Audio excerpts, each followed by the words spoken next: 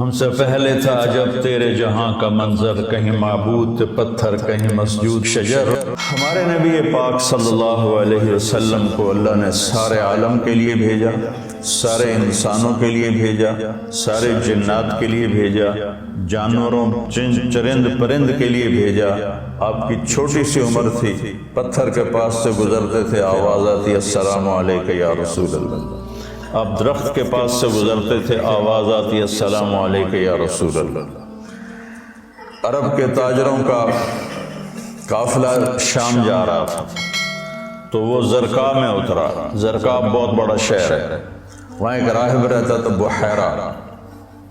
اس کی نظر پڑی آپ پر، حضرت ابو طالب ان کو ساتھ لے کر گئے تھے، تو کہنے لگا تمہارے قافلے کا سردار کون ہے؟ انہوں نے کہا یہ ابو طالب کا، تمہاری کل دعوت ہے۔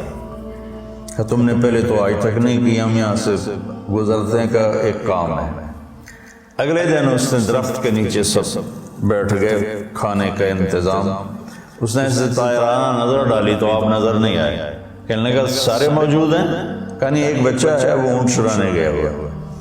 تو کہنے لگا اسی کی خاطر تو تن کھوا رہے ہیں، تو تن کہیں پوچھنا ہے، بلاؤ اسے۔ اب آپ کو بلایا گیا۔ جیسے اب یہ ہال بھر جائے تو برآمدے میں سامعین بیٹھ جائیں گے، تو آپ تشریف لائے تو چھاؤں ساری لوگوں نے بیٹھ کے کور کر دی تھی، تو دھوپ تھی، تو آپ نے پہلے یوں ایسے کر کے دیکھا تو چھاؤں بیٹھنے کی جگہ نہیں تھی، آپ دھوپ میں بیٹھ گئے۔ جو ہی آپ دھوپ میں بیٹھے، چند شاخوں نے تیزی سے اوپر آ کر آپ پہ سایہ کر دیا۔ تو بحیرہ یہ دیکھ رہا تھا، تو وہ کہنے لگا اس بچے کا باپ کون ہے؟ ابو طالب فرمانے لگے میں ہوں۔ کہا جھوٹ بولتے ہو، اس کا باپ مر چکا ہے۔ کہنے لگے ہاں وہ میرا بھائی تھا، لیکن یہ مجھے اپنے بچوں سے زیادہ محبوب ہے۔ تو اس نے ایسے آپ کی آنکھوں کو دیکھا، اس میں سرخ ڈورے تھے۔ کہ یہ سرخ لکیریں اس کے آنکھوں میں مستقل ہیں یا سفر کی وجہ سے؟ کہا نہیں، مستقل ہے۔ پھر اس نے آپ کی کمر کو کرتا اٹھا کے دیکھا تو مہر نبوت۔ کہا یہ اس دنیا کا آخری نبی ہے، اس کو یہیں سے لے کر واپس چلے جاؤ، ورنہ یہود دیکھیں گے تو قتل کر دیں گے۔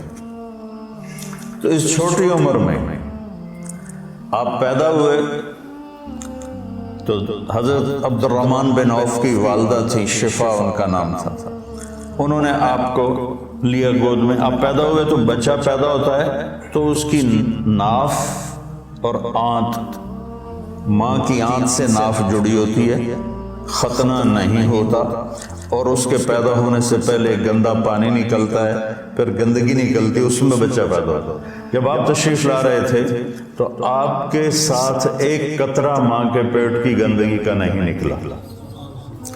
جب آپ جو باہر آ رہے تھے کمرے میں خوشبو پھیل رہی تھی، وہ بچے کے پیدا ہونے کے ساتھ وہ گندگی ہوتی ہے، بدبو ہوتی ہے، خوشبو پھیل رہی تھی۔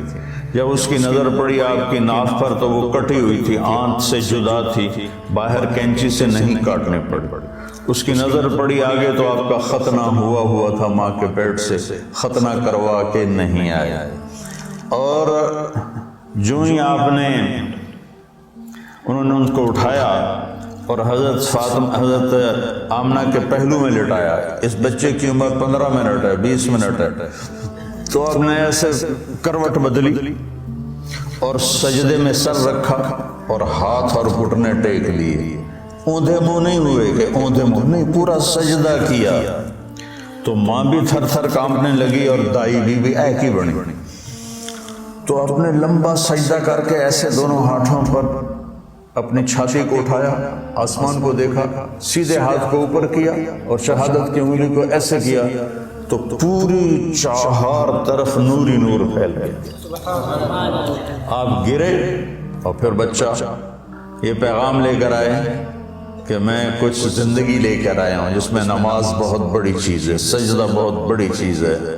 بڑے درد کی بات ہے کہ امت کا 80-90% نماز چھوڑ چکا۔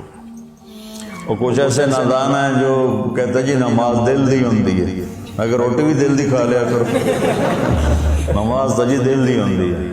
کہ ہماری طرف ہیں بہت جاہل ایسے لوگ۔